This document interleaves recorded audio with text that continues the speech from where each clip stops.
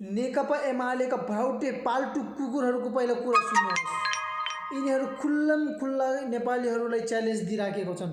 मेरो हातमा हाम्रो हातमा दही जमेको छैन रे, पुरै खुल्लम खुल्ला च्यालेन्ज दिइरहेछन्। एकचोटि यो भिडियो पुरा हेर्नु होला। हातमा दही जमाएर बसेको छैन नेकपा एमालेका सेनाहरू दही जमाएर बसेको छैन। के को जवाफ चाहिन्छ त्यो जवाफ दिन तयार छ।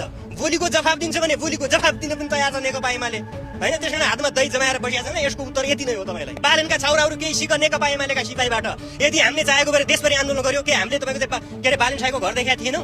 के हामीले सुशीला कार्कीको घर देखाएको थिएनौ? के हामीले ओमरियालको घर देखाएको थिएनौ?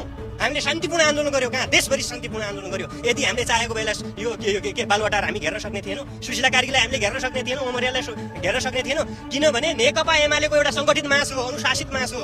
त्यसकारण संगठित मास र असंगठित मासमा त्यही फरक छ। 6 गतेको के रे प्रदर्शनमा करिब 3.5-4 लाख युवाहरू भिरकुटी मण्डपदेखि तपाईको चाहिँ माइतसम्म तपाईको चाहिँ हाम्रा युवाहरू आउँदैछ। देशभरका तपाईको चाहिँ युवाहरू आउँदैछ। हामी कस्तो हुन्छ देखाउँछौँ हामी युवाहरू। सिमानामा तपाईको चाहिँ प्रहरी साथीहरूलाई ढुङ्गा हानेर दबाउने, अनि यो सरकारले तपाईको चाहिँ के रे उ गर्ने, यो के रे चुनाव गर्ने। यदि सक्छ भने 5000 तपाईको चाहिँ कैदीहरू बाहिर छन्, फिर्ता ल्याउनु सरकार।